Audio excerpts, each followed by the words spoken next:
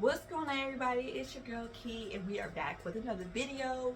We are continuing in our series, Is College Worth It?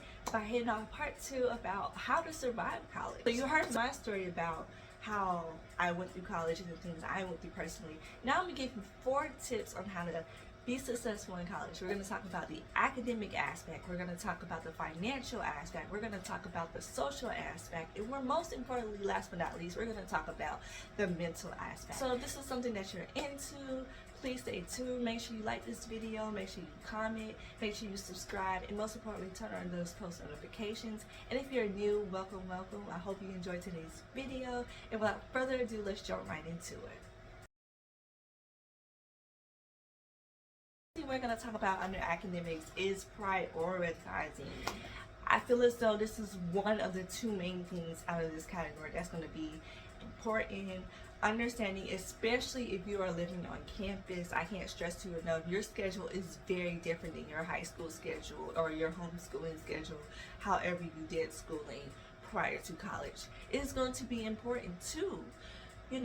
Get a planner. You can find most at your local Dollar Tree, your bookstore. If you qualify for financial aid, they always have those in stock in the bookstore. But I feel as though a planner will really be helpful because you can write down all your due dates, all your appointments, all your test dates, projects, all of that. And if you're not someone that really likes to write on paper, something that's very helpful as well is using your phone or your tablet. Set reminders ahead of time, especially in the beginning of the semester, because that'll really help you along the way. You want to make sure that you're kind of setting the tone of accountability in the beginning when it comes to your academics, so that one, you're not stressing yourself out, and 2, because that's just adulting. That's just what you're supposed to do. That's all I gotta say on that. So yeah, prioritizing. Get a notebook, set reminders on your phone, and there's that. The next thing under academics that I want to talk about is talking with your professor, specifically the first couple of weeks of the course. I can't talk. Of the course. So many of you all, if you are in college or you're enrolling in college, have what's called orientation. So you probably heard this before, but for those who haven't had that experience yet, that's okay, because I'm about to give you some insights. The best way to really make sure you have at least an A or even a B in the class, but we're gonna go big. So the best way to get an A in the class is really letting your professor know who you are. So maybe the week before classes start, introduce yourself. Hey, I'm so and so. I'm excited to student in your class. I'm excited to learn. Da da da da da. And it sounds strange because it's girl, these people do not care about me. That's not what it is. You wrong, okay? At least from my experience, I was wrong when I thought that, because I went to a smaller institution. You all know I went to Gordon. So the classroom sizes were already small, and our professors encouraged us to utilize what we had called student hours. They used to be called office hours. So I know every school called it different, but we changed ours to student hours. And meeting with a professor one-on-one is it's a different experience than just going to class. Yes, you should definitely go to class. Add that in there. Please go to class, stay in class, do not skip class. But you should always try to make a connection with your professor. And there's multiple reasons why, but a lot of the times, you'll find that you're struggling in the classroom and you may need extra assistance, and you may not need to go to the actual tutoring services. Sometimes you just need more clarification on what was being taught in classroom.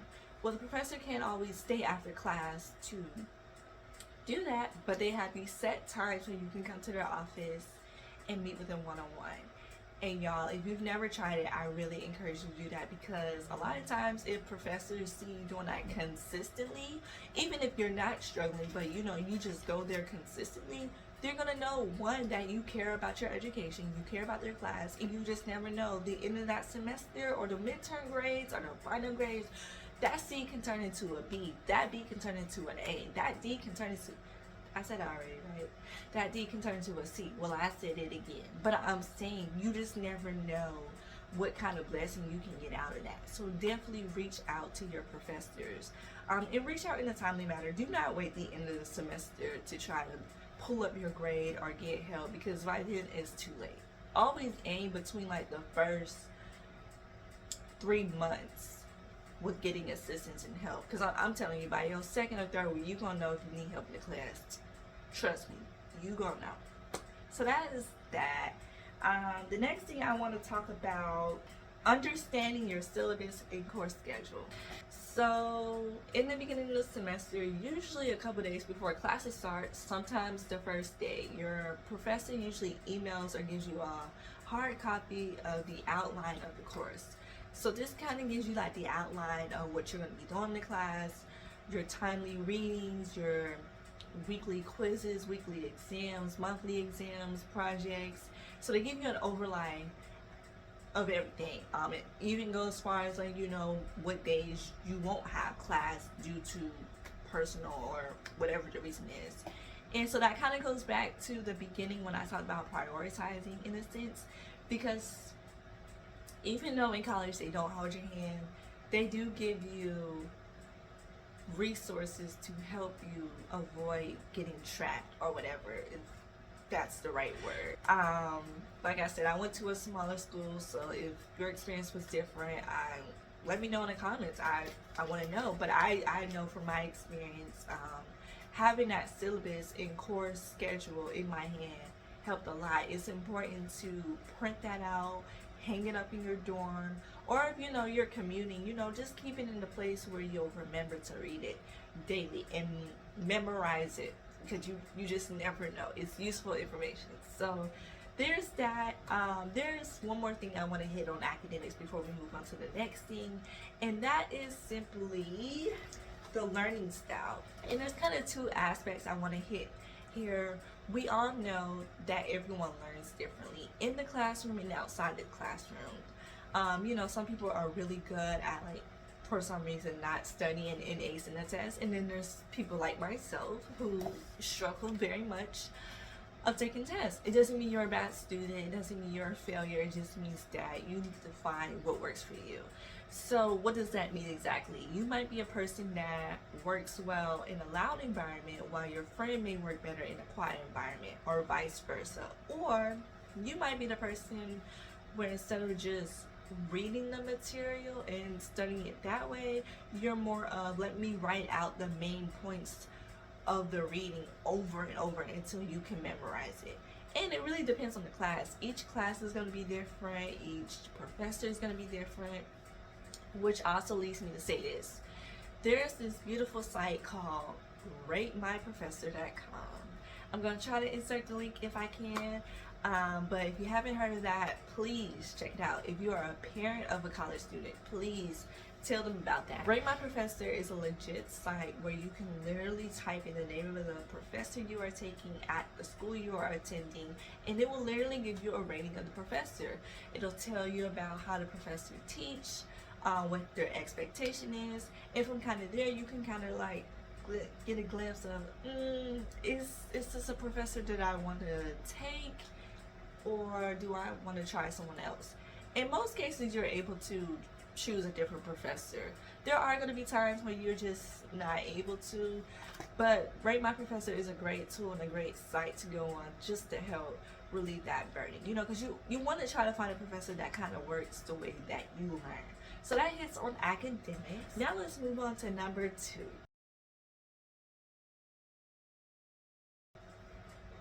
Being social. I came across a lot of people and found out myself that sometimes being social in college can be very frightening. You know, we're afraid. Like how I was telling you how you should talk to your professors, that could be frightening. Like, what if they're mean? What if they don't like me? What if they shut me out? And that can go the same way with like talking to your roommate, making friends, or just getting active in campus. But let me just start by communication. Whether you are staying on campus or commuting, you're going to come across points in your life where you're going to have to learn how to communicate. And I'm not talking about getting your mom and dad or your bigger sister or your cousin involved. I'm talking about independently handling yourself. It could be small things like maybe you and your roommate are disagreeing about something small, you know, like temperature, but you've never told your roommate how you wanted your room to be, so she's just under the assumption that it's okay. You're gonna have to learn to put those big girl panties on and just be like, hey girl, can we talk about, you know, have those conversations. Communication is key. You have to learn that people can't read your mind. No matter how much you want to believe that, they just can't. Okay, they just can't. So it's important to learn communication and just figuring out what kind of communication works for both you and the person that you're having to communicate with. If it's with a professor and you just don't feel comfortable going in person, try emailing them and seeing how that goes. If it's with a roommate, you know, I don't recommend texting. Prior experience with myself, that just didn't go well. I would just try to encourage and have a friendly conversation and just kind of slowly bring up what the concern would be. But either way, you definitely want to communicate. The next part I want to talk about advancing or being very socially in college is getting involved. Like, especially if you're staying on campus. If you're a commuter, I want you to be involved too. I know that a lot of times you all have to work the same as our residential students, but get involved. You're in college for the next 2 to 4 years of your life. And yes, academics is number one, but college is also what you make it. You know, I'm not saying you need to go to the parties. I'm not saying all of that. But there is so much you can get involved with. Find a club or organization that fits you. Go to a campus event, go to a campus trip, try something new. Personally with me, I was thankful for the opportunities that were given at Gordon with the leadership opportunities I've had along with the trips that we had. It shaped my experience as a person. Getting involved can change your life, and it can also open doors to new connections and new people, which is another aspect of why I believe college is important. You know, I don't believe it's all about the degree. Yes, that's a lot of reasons why we do go to college, but I also believe it's a way to promote a business. It's a way to build connections. It's a way to build your character. So get involved. I know some people are shy or just like afraid, but I promise you, you're gonna find at least 1 or 2 good people on campus that are probably feeling the same way you are, but you will never know until you leave and just take that leap of faith and just go. Okay, so get involved, make friends, understand that some people are gonna come and go. You might get into arguments, you might make some mistakes, but that's part of the process. College, you know, this part of college, you're figuring out yourself in all aspects. Don't beat yourself up, but definitely communicate and get involved. Let's hit on number 3. So we're gonna hit a little bit on the financial aspect, and I'm not talking more on the tuition side because that's a whole different video I can make. But more importantly, like how to not be broke in college. You know, there's always like this stigma, like, the ramen noodles are, you know, like I'm broke, I ain't got no money, or whatever it is. But it don't have to be that way. A lot of colleges, especially in Georgia, and I'm only speaking because I live in Georgia, offer the federal work study programs. And a lot of times, most students are eligible for it. And federal work study is just like a way for you to not only get experience in different departments. So let's say you're an IT major.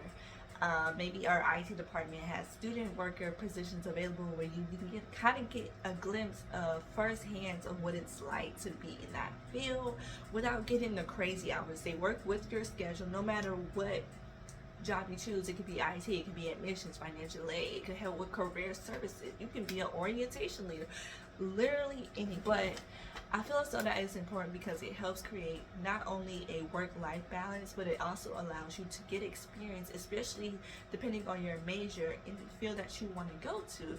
So that is something added you can get into your resume, along with making some little chunk change on the side. Now, granted, it's not a lot and you don't get a lot of hours, but for those who've never like worked before, it's a great start to learning what it's like to be in the working force and to just make a little extra cash for groceries. Cause face it, we not living off the cash that much. Our meal plan only covering but so much. And sometimes on the weekend you might want something different than what they have, you know. So that's just something to consider. The only other thing I was gonna just speak on is y'all make sure that when you're applying for college, that you're filling out your FAFSA as soon as possible. Like, that is so important. Like, the earlier you get it done, the faster they can process it, and usually the more money you can be eligible for. So that kind of hits on that. The last thing I want to hit on is mentally, and we're going to kind of like wrap it up a little bit. It's not too long, but the most important aspect of the mental aspect is self-care.